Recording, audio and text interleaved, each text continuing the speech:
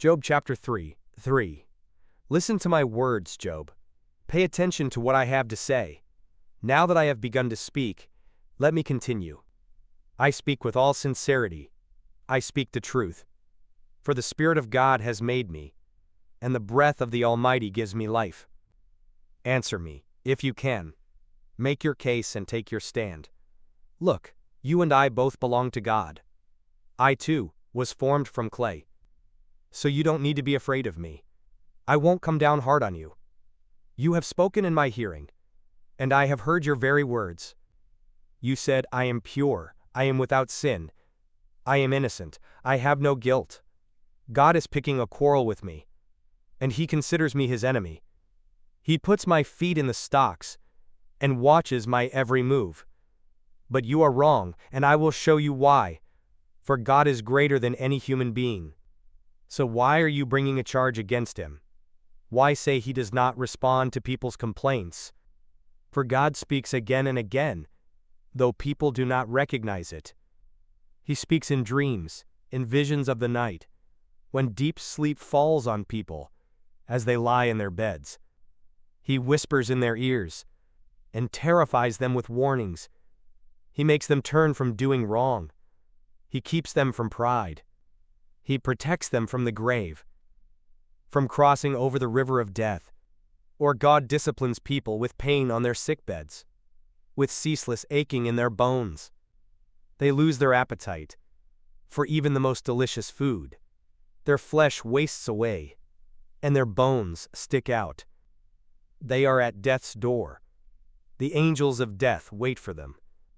But if an angel from heaven appears, a special messenger to intercede for a person, and declare that he is upright, he will be gracious and say, rescue him from the grave, for I have found a ransom for his life. Then his body will become as healthy as a child's, firm and youthful again. When he prays to God, he will be accepted, and God will receive him with joy and restore him to good standing. He will declare to his friends, I sinned and twisted the truth, but it was not worth it. God rescued me from the grave, and now my life is filled with light. Yes, God does these things, again and again for people. He rescues them from the grave, so they may enjoy the light of life. Mark this well, Job, listen to me, for I have more to say. But if you have anything to say, go ahead. Speak, for I am anxious to see you justified. But if not, then listen to me. Keep silent, and I will teach you wisdom. Job chapter 34. Then Elihu said, listen to me, you wise men. Pay attention, you who have knowledge. Job said, the ear tests the words it hears, just as the mouth distinguishes between foods. So let us discern for ourselves what is right. Let us learn together what is good.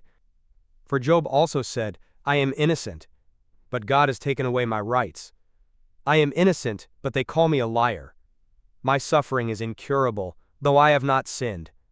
Tell me, has there ever been a man like Job, with his thirst for irreverent talk? He chooses evil people as companions. He spends his time with wicked men. He has even said, why waste time trying to please God? Listen to me, you who have understanding. Everyone knows that God doesn't sin. The Almighty can do no wrong. He repays people according to their deeds. He treats people as they deserve. Truly, God will not do wrong. The Almighty will not twist justice. Did someone else put the world in his care? Who set the whole world in place? If God were to take back his spirit and withdraw his breath, all life would cease, and humanity would turn again to dust. Now listen to me if you are wise. Pay attention to what I say. Could God govern if he hated justice? Are you going to condemn the Almighty Judge? For he says to kings, you are wicked, and to nobles, you are unjust. He doesn't care how great a person may be, and he pays no more attention to the rich than to the poor. He made them all. In a moment they die. In the middle of the night they pass away. The mighty are removed without human hand. For God watches how people live. He sees everything they do. No darkness is thick enough to hide the wicked from his eyes. We don't set the time when we will come before God in judgment. He brings the mighty to ruin without asking anyone, and he sets up others in their place. He knows what they do, and in the night he overturns and destroys them. He strikes them down because they are wicked, doing it openly for all to see, for they turned away from following him. They have no respect for any of his ways. They cause the poor to cry out, catching God's attention. He hears the cries of the needy. But if he chooses to remain quiet, who can criticize him? When he hides his face, no one can find him, whether an individual or a nation. He prevents the godless from ruling, so they cannot be a snare to the people. Why don't people say to God, "I have sinned, but I will sin no more"? Or, "I don't know what evil I have done, tell me. If I have done wrong, I will stop at once"? Must God tailor his justice to your demands?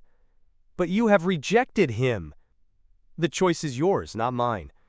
Go ahead, share your wisdom with us. After all, bright people will tell me, and wise people will hear me say, "Nay." Job speaks out of ignorance. His words lack insight.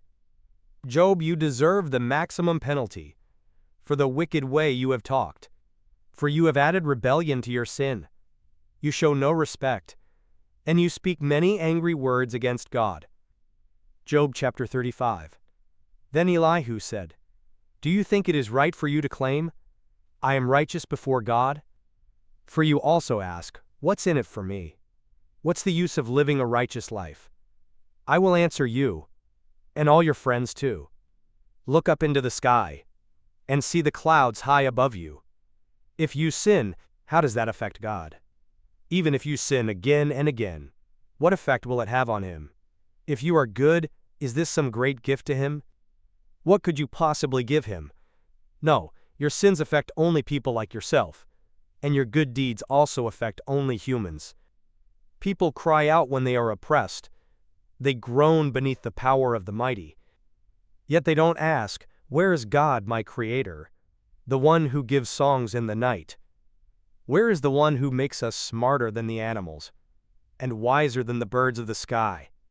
And when they cry out, God does not answer, because of their pride. But it is wrong to say God doesn't listen, to say the Almighty isn't concerned.